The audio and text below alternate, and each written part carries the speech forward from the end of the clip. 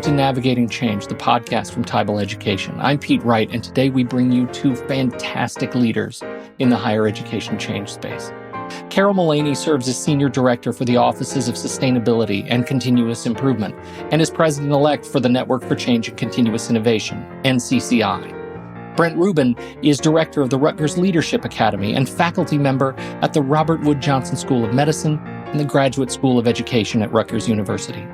His years of contribution have yielded more than 50 books and 200 journal articles and book chapters in the higher education change space.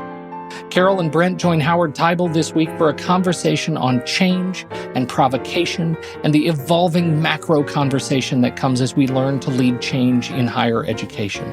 This comes as we prepare for the NCCI 20th Annual Conference in Denver, Colorado, Moving Mountains, Cultivating Change in Higher Education. Get this on your calendar for this summer, July 10th through 12th. Registration is now open. And now I hand it off to Howard as he has his conversation with the wonderful Carol Mullaney and Brent Ruben. Well, thank you, Pete. Carol and Brent, thank you for being on the show. It's so exciting to have both of you on here. Thank you for having us. Absolutely. Yep. Pleasure. So in July, Carol, Moving Mountains, Cultivating Change in Higher Education. You are the president-elect of NCCI, and you've got this exciting conference on change. Can you share a little bit about, with our listeners, what is going to be happening at this conference? Sure, I would love to. We have an annual conference. It's probably the best thing we do. We have a number of different programs out of NCCI, but our annual conference is truly special. This year we will be meeting in Denver, Colorado, thus the title of the conference for Moving Mountains. We try to be thematic when we can. The dates are July 10th to 12th. And what we do at this conference, it is wonderful because it is sized in a way that you can meet just about everyone who's there. Last year we had about 255 people at our conference. We expect a little bit higher enrollment, but still it's a nice manageable size. And conference attendees include individuals from both the academic and administrative sides of colleges and universities throughout not only the United States and the rest of North America, but also with representation from other countries as well. I think this will be our very best conference yet. We have Tim Creasy from ProSci Change Management, who is going to serve as our keynote speaker. We have a variety of workshops and plenary sessions. We have some pre-conference workshops, and it's an amazing collection of like-minded people who are very generous in sharing what they're doing well, what challenges they're facing, working together collaboratively to kind of try to come up with some ways to address the issues that we're all facing. Our track line, we have four kind of track lines of the type of programming that we have. The first is in strategy. The second is in leadership development and engagement. The third is in process improvement. And the fourth is in navigating change. I love it. You know, what you said at the beginning when you started describing the conference to me is the most important thing, because I've done lots of work with associations. And too often we're just speaking to ourselves. And when you said we've got academics and administrators there, right? That is such a key thing, is that we need to bring these groups together to learn that not only do we speak a different language, but that we have different concerns.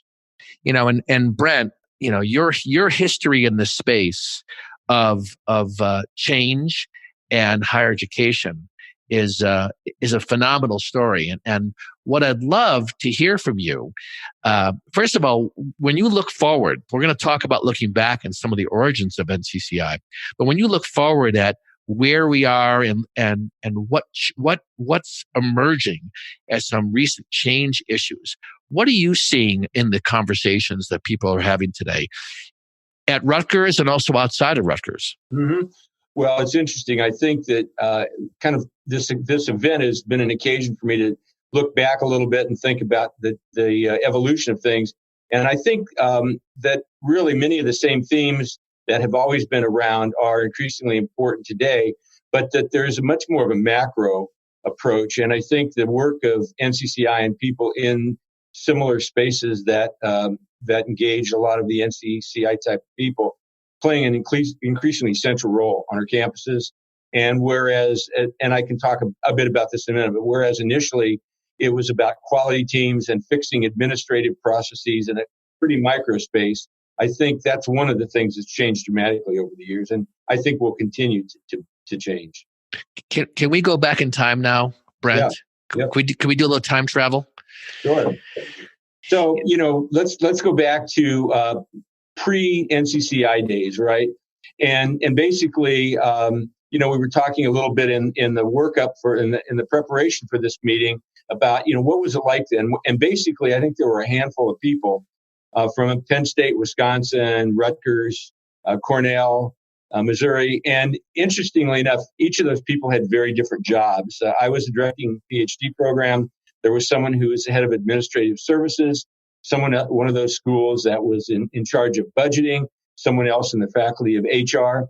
And at each of those institutions, those people were sort of tapped to lead an initiative at their school that would try to bring change, to the institution. What year was this, approximately? Well, we're talking about like the late 80s, the mid early 90s, and so on. And, thinking back about what were the issues then, there were a number of national conferences that presidents were involved in. The Kellogg Commission was one, and they started to identify a few central issues. Of course, one was not an unfamiliar notion that it costs too much. Questions about the efficiency of higher ed, questions about critique by various constituents. Again, not a new idea. Questions about the service orientation. Did we then care much about, or care enough anyway, about students and visitors and parents, or were we a bit too preoccupied on the provider side of things? And then also issues of benchmarking. And more generally, could we learn anything from particularly corporate America? And so I think it was basically then in the late 80s, mid 90s, where there started to be a move to thinking about, well, let's look at what the better corporations are doing. And you had AT&Ts, and you had Ford, and you had Johnson & Johnson, which is here in New Brunswick. And they were all moving very, very dramatically in the area of quality improvement, as it was called then. And so it was process improvement, it was quality circles, it was partnerships, benchmarking, and a really big piece then, and I think continues to be in our work here and in certain other places, is the Baldrige framework, which was a macro level thinking about what leaders need to be doing. So, Carol, at that point, NCCI didn't exist, right? There was no what was the first date that NCCI showed up? What year? Do you recall? So, and I was in the corporate world at that point in time, so I'll defer to Brent, who was one of our founders. But 1999 is the year that we hold as the founding. So this actually is our 20th anniversary of the organization, and we'll be celebrating that at our conference. So what was it like for you, Carol, coming from corporate into higher education? Do you remember that transition? I remember it clearly. Right, because when I ask people to explore that question, it's often a culture shock. How decisions get made, the ambiguity around what we're trying to accomplish, the different stakeholders who have a different voice. Some think they have a voice, some think they should have a voice, and trying to get things done. So when you joined higher ed from the corporate space, and you're clearly your mindset, I guess, even at that time was around how do we implement change? What were some of the early obstacles you were discovering that today almost seem like everyone's familiar with it, but then it was new, like how to have these conversations? Sure. So as Brent referenced, as he and his colleagues were looking, and I do think, as you look at Brent, who has such a distinguished background and an academic, even this call representing that. Can we just say that Brent is the man? Brent is definitely the man. Okay, good. All right, I just said. And I'm honored to be included. Me too. I come at this more from a practitioner standpoint. Yes.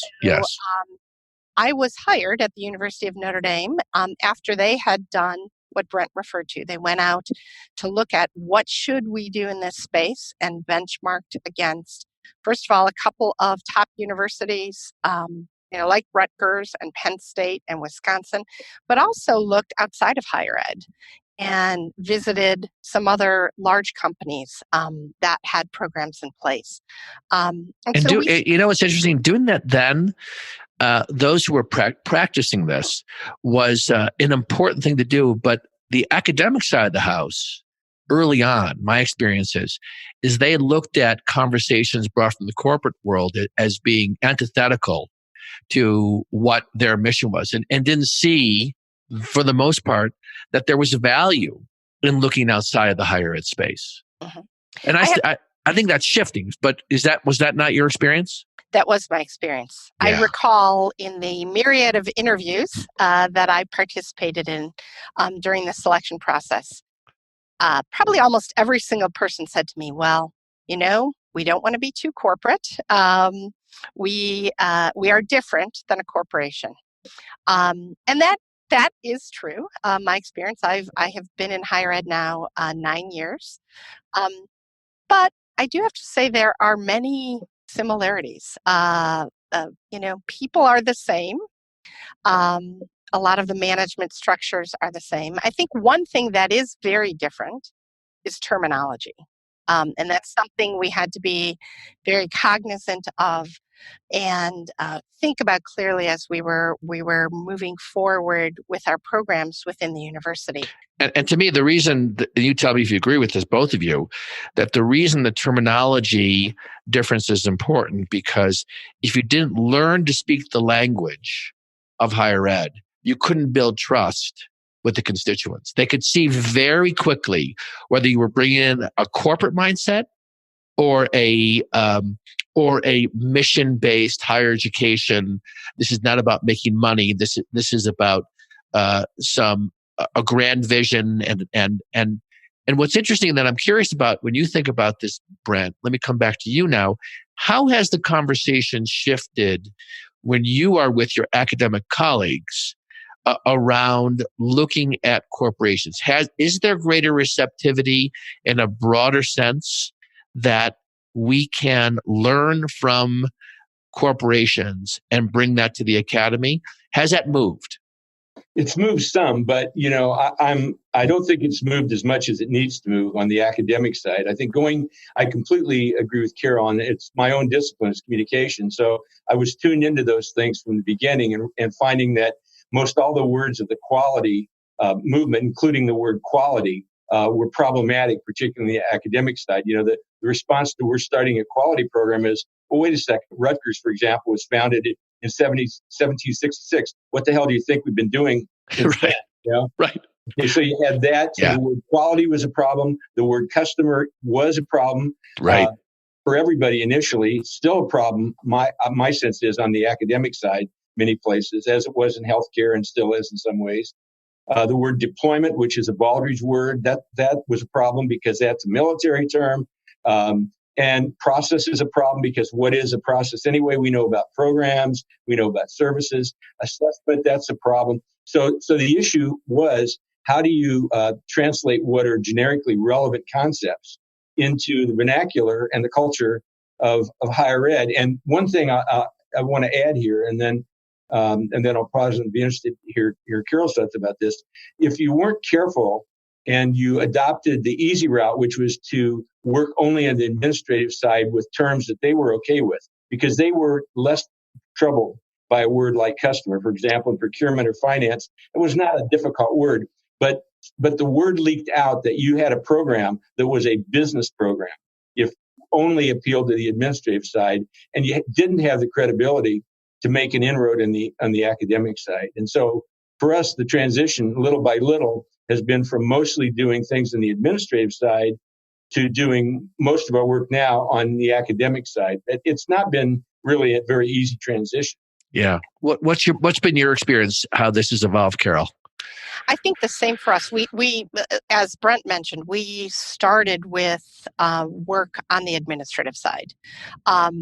we needed to build credibility. We needed to build relationships. We needed for people to trust that we weren't about slashing headcount. We weren't about telling them what they had to do, but more about kind of building knowledge and competence across campus and involving people in the ultimate goals from a project standpoint. Yeah, and it's interesting. We could take some of the language used then and some of the challenges, and we're still facing them in a different way. I also think the difference is partially there's a new generation that's upcoming, right? And this new generation of academics and administrators are recognizing the cultural challenges. And I think, so for example, most recently, I'm out here in Colorado myself, and there was a time when as you moved west, if things were happening in the east, people were paying attention. But with some of the closures of the universities on the East Coast, Vermont, some of the major mergers that are happening, I think there's a greater awareness across the board that we need to think differently about not just the business model, because I think that's too limited. It's almost like, what's the academic model? How do we want to evolve? And the challenge here is that every institution is different. They have different pressure points and they have different concerns. There are different parts of the region. So this has been an ongoing challenge, it seems, is to find a way to have a macro conversation around change, but also recognizing that every institution has its own unique way and willingness and leadership to take it in a certain direction. So I'm curious, when you think about attacking some of these problems right now through NCCI, what are some of the areas that you see has evolved? So we talked a little bit in advance, and I think this is really interesting. What has changed and what has not changed since, the last 20 years? How have you seen it evolve in terms of, we're still living in this world. It could be 20 years ago. And in other areas, we really have evolved. So Brent, where are you seeing the difference? Well, I think one of the biggest changes has been, for us anyway, and I see it at other schools that I'm asked to go to, is a recognition of the importance of leadership as a part of this. In other words, you can take various tools that have been popular over the years, whether it's lean or process improvement or reengineering or whatever, and you can run one of those programs or plan an intervention. If you don't have a leadership understanding, leadership support, it goes nowhere. And I mean, maybe that's a bit of an overstatement, but let's just say it's not sustainable. So, well, you know what it is? It gets stopped when the politics start playing out, when people start putting pressure, because the leaders, in those moments when the academy or administrators come in, we can't do that, or people start playing territory. Yeah, that's where the leader has to show up differently. And I'll be, provocative and say, I don't think we have a tradition of extremely great leadership in higher education in general. So say more about that. What element of leadership would you say is missing? This is important for our listeners as well as yours. I think one of the things, and I talk about this a lot with groups that I meet with, we've traditionally looked for content and disciplinary expertise when we've hired leaders, whether it's in a deanship or even on the administrative side. We're looking at how strong these people are in a quasi-academic way, either in their field or they were a star in a technical area. And we've really missed the fact that while those may be necessary conditions to be a good leader, the things which make the difference are really cross-cutting skills: communication, personal competencies, organizational competencies, analytical competencies. And, when I look at the dean search committees I'm on or other committees I'm on, there's not enough attention paid to figuring out whether the person has those cross-cutting leadership skills in addition to being a leader in their field and so on. I don't think we're as advanced as industry in knowing what those things are, we're just starting to study what those factors are. We also don't have the assessment center technologies and methodologies that a lot of corporations have had for a long time. It's almost accidental, or you're lucky if you show up with a group of senior leaders in your institution for that period of time while they're in those roles, that they can actually move the needle. What's been your experience? Because, Carol, you have the optics as being a leader at NCCI, but also within your institution, to see this question of leadership evolve. How have you seen the strengths and weaknesses around this leadership question?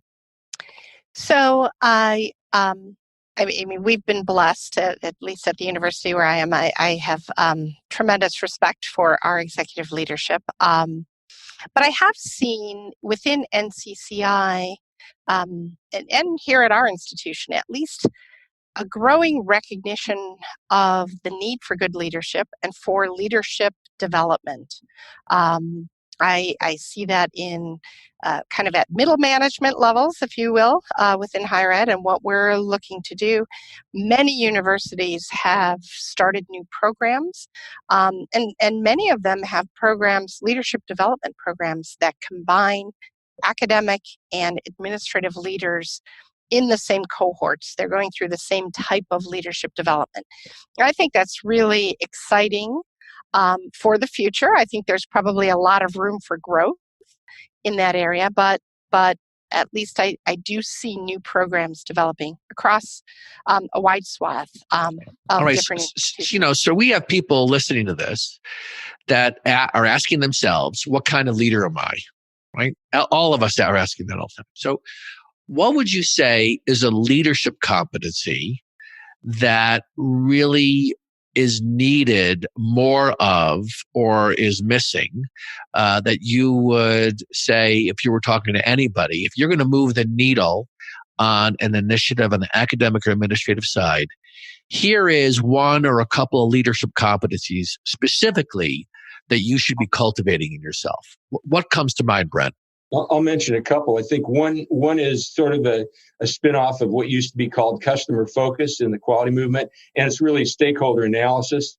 And I would combine that with perspective taking. These are dimensions of communication, as they're often talked about. But when you sit and analyze a problem as an executive or an administrator at any level, thinking about how this will play with all the constituencies that you have, how they'll each feel about it, and kind of doing the cost-benefit analysis, both in whether you want to do this thing you're thinking about, but even secondarily, how you're going to communicate and talk about this thing. So whether it's selling beer in sports events, which we just decided to do that, okay, or whether it's how much to fund athletics, or is it to bring in this or that new platform that will, instructional support platform that causes a lot of change in faculty members' lives, to only think about it in terms of, well, it will advance the institution in the abstract. That's a good place to start. But the change management piece or the leadership piece that goes with that is, how will the different groups react, and how do I need to engage them in making the decision, in playing this thing out? And that's just kind of one area, I think, where leadership is sometimes lacking. And I want to just build on this 1 minute, because as I talk to academic leaders and medical leaders, they're quick to point out that my critique, they agree with the critique that they weren't really trained in leadership. I think of a couple different senior leaders in the medical school say that the first time they've ever had anything about communication other than, let's say, communication with patients, or anything about even thinking about organizational dynamics, was in programs we've run for them. And I think faculty, again, unless you're in a behavioral science discipline, you could have gone all the way through your field and be very accomplished in that field, that discipline, and never have had any course or structure where you thought about managing people or coordinating people. Yes, or mobilizing people. Yeah, all this. To take actions. So I just, one more comment. So I think it's very true that all smart people can become leaders, which I think is a philosophy that permeated higher ed for a long time. Pick a smart person, they'll be able to be a good leader. Eventually, probably true. But that learning curve can be very difficult for them, and it can be difficult for their colleagues as they watch the mistakes. So to Carol's point, I think trying to organize programs that equip people with things that, in a way, they never had a chance to learn earlier on is one of the key things that we all can do. And I think it's part of the future of the work that NCCI types. Right. And it's some of the learning that NCCI can be providing to future leaders. Carol, what about you? When you think about, just when you imagine a leader where you say, that's a certain competency we need to see more of, what is that competency you'd like to see more in people leading change efforts? And I would agree with Brent. And I do think leading change and doing it more quickly is probably something, when you asked me previously what maybe one of the adjustments was that I faced moving from a corporate world to higher ed, I think it's the speed with which we operate. People use analogies like the Titanic and other things like that. Things happen more slowly in higher education than they do in a for-profit world. And I think we're seeing the need for things to be done more quickly, the need for resiliency, the need, to have a vision and then to act on it more quickly. And so I think that, at least within NCCI, as we look at change management and equipping people with knowledge and skills and tools to be able to do that, I think part of it is to try to help leaders in higher education act more quickly. Yeah. That issue of speed is fascinating. And I think part of this is, the willingness that you may have to piss off some people. Or let's make it even less, dramatic, that not everybody is going to be happy with your decision. And I think that what I've seen lots of leaders suffer from is trying to satisfy every constituent. And if you're going to move something forward, matter of fact, what I've said once to a college president is the reason you know that what you're doing is working is you've pissed off a bunch of people. Seriously, that there's a place. Now, I'm exaggerating a bit, Brent, but I think there's a place where if you're not provoking people, in a sense, you're waking them up. One of the moods they might be woken up into from complacency is a mood of frustration or even being angry. Why are you doing this? This is the way we've always done it. And I think this is the challenge we face when we're trying to create speed, is we have to do things that get people out of complacency. Yeah, I don't disagree with that. But the only thing I would want to add is I don't think you can please everybody, but you can engage everybody. Yes. I think the process of helping people understand why you're doing this new thing is often overlooked. And I think that goes a long ways toward creating receptivity. And moreover, it's my observation, particularly on the academic side, that there's never been a good idea that I didn't get a chance to talk about. So that if you want to have support, even if you're not going to get to make a decision that people agree with, if you allow them input, the chances of their accepting that is a lot greater. Sometimes people just want to be heard. Technical term, but yes. I think particularly on the academic side, people can't support things if they haven't had a chance to weigh in. And it shouldn't be that way, perhaps, but that's my discovery. So I want to talk about something else. We talked about in advance. Higher ed institutions are, like many institutions that are complex, are political. There's an element of the work of the nature of the way we operate. And what I mean by political is that there's constituencies that have power, and there's constituencies that exercise power. And part of the power lives in sort of where you sit. So one of the things that we're seeing more of, and you mentioned this, Brent, and I think this is a really interesting insight, is that we're seeing more chief diversity officers showing up at the cabinet senior team level. And we all understand why. If you read the Chronicle, you can see that front and center diversity is not just a hot topic, it's a relevant topic that has been ignored for many years. So now we're finding that we are putting those conversations in a place where they can be discussed at the senior level. But I rarely see at the senior level people that play a change role. They often find themselves sometimes a couple of layers down, buried in HR, or they live in an area where they don't have that influence. So would you agree that we need to find a way better to move some of these roles into more senior positions that are going to be focused on change, not the discipline, not just the facilities person or student affairs? All of those are important layers or pieces of a higher ed sort of the structure.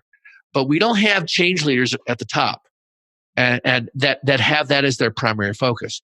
Do you see that as a possible future movement, or do you already see it happening? What's both of your experience?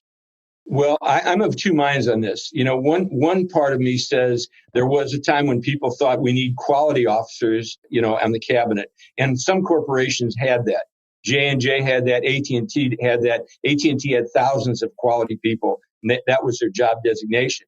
And over time, what has happened in those leading corporations, and I know J&J perhaps best, is those concepts have become everybody's job. And I think in a level of maturity is one where, whether it's diversity or quality, it's not seen as one person's job. But it may need to be one person's job in a transitional period, but eventually it's part of the culture that everybody takes ownership of.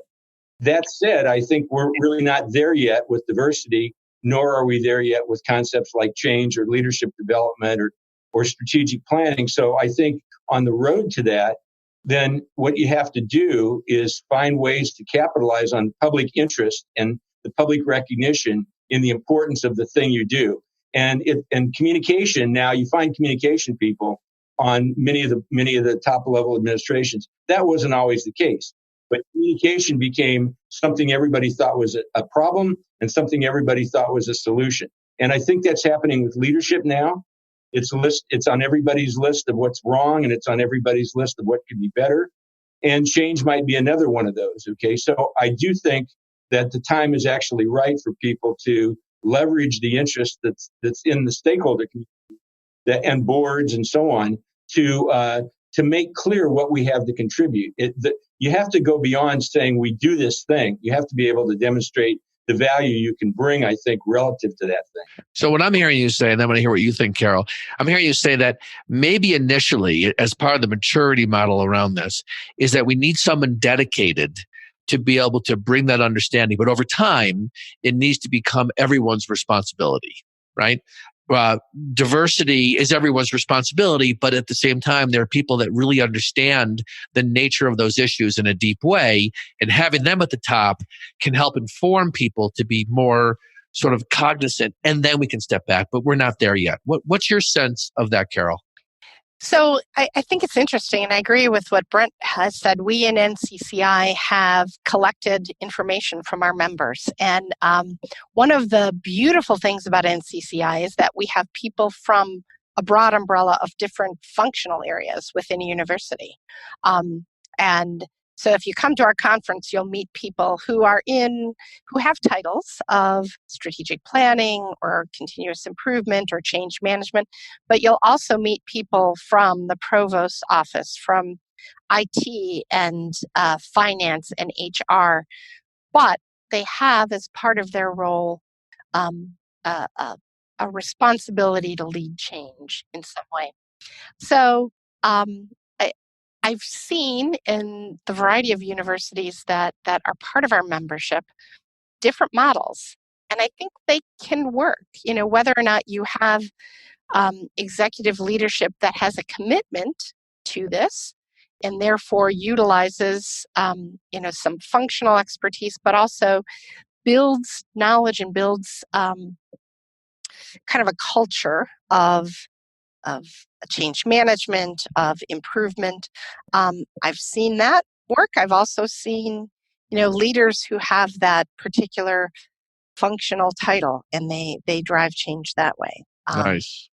If I can add, let me please go ahead. I think one of the strengths of NCCI has always been the point that Carol's speaking to, that it has had a sort of a mosaic of different kind of members from different kind of roles and positions in the university. And because of that, when you leave a conference or you leave an NCCI webinar or whatever, it puts you in a place to be able to talk to on your campus about other ways of doing things. And so if you're in, let's say, an administrative area and you're trying to argue for the importance of planning or leadership or whatever, you can talk to the people at your institution about how there are a number of institutions that have identified this as a central role that is serving everyone in the institution. That turns people's heads. And by the same token, if you're in an institution that has that central role, but that work hasn't permeated out to the academic units or to procurement or to the foundation or whatever, then you can leverage your knowledge that you've gained about those things from NCCI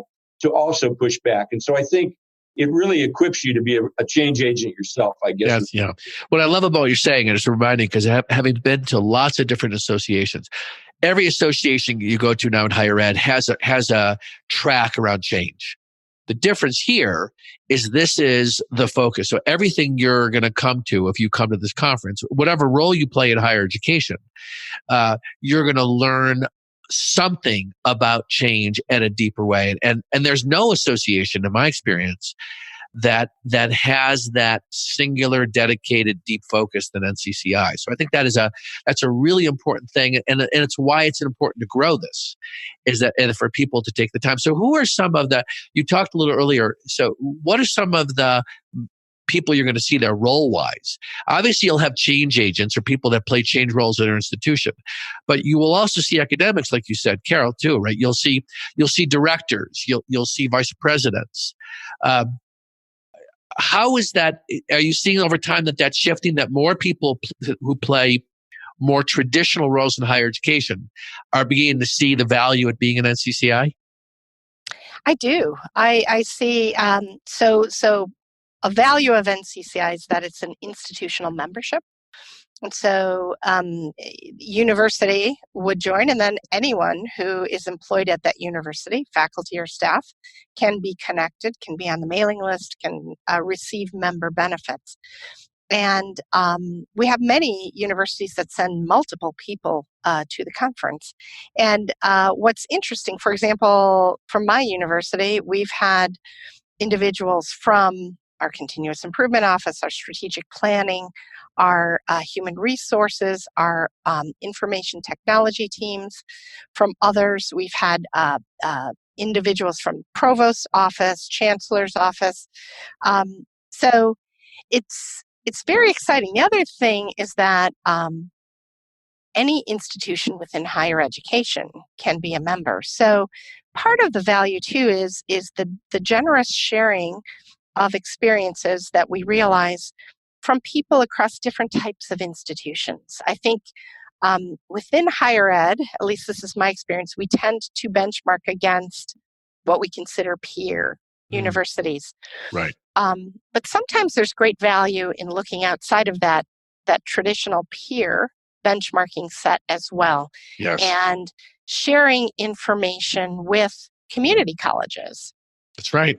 Because some of them might be moving a lot faster in terms of a certain competency or discipline, that if you're a research institution, ultimately you could put something in place in a particular division and learn it from another type of institution without question.